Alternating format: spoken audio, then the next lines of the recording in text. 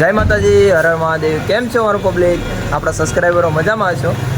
આજે રવિવાર અને એમાંય તે ગુરુ પૂનમ. આજે આપણા જવાના છીએ મેરડીમાના મંદિરે અને આપણા ગુરુ એવા મહાદેવના મંદિરે. તો વિડીયોને લાઈક કરી દેજો, શેર કરી દેજો અને કોમેન્ટમાં જય મા મેરડી અને જય હનુમાન દાદા તથા મહાદેવ લખી નાખજો.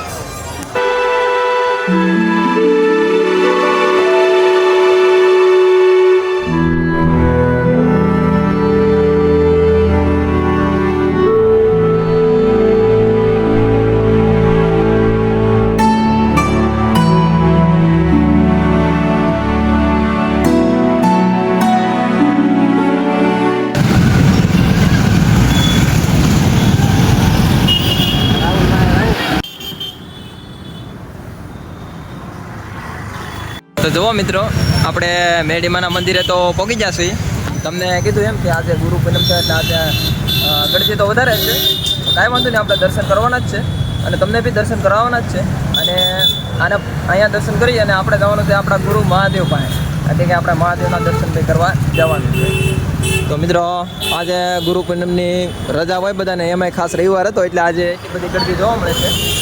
તો ચાલો મિત્રો, આપણે દર્શન કરી દઈએ.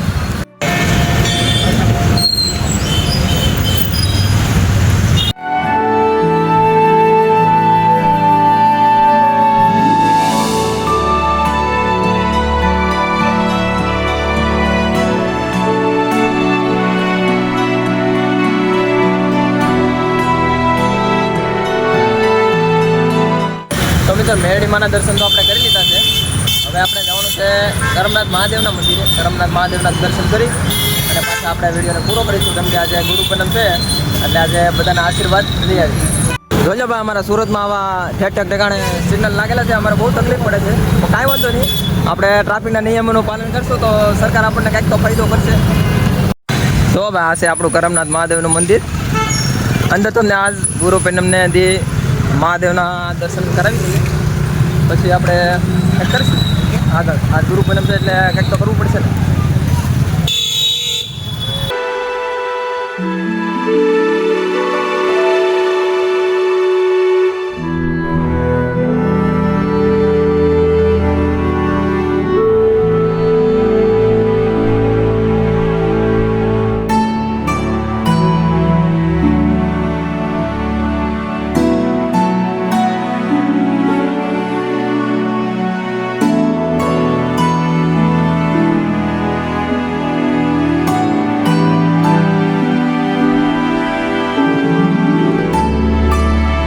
તો મિત્રો, આ તાપીનો કિનારો છે. આ તમે જોઈ શકો છો, તાપીના કિનારેની બાજુમાં જ તે આપણે મહાદેવનું મંદિર છે, એટલે કે કરમનાથ મહાદેવનું મંદિર છે. તો મિત્રો, આ તો આપણું કરમનાથ મહાદેવનું મંદિર.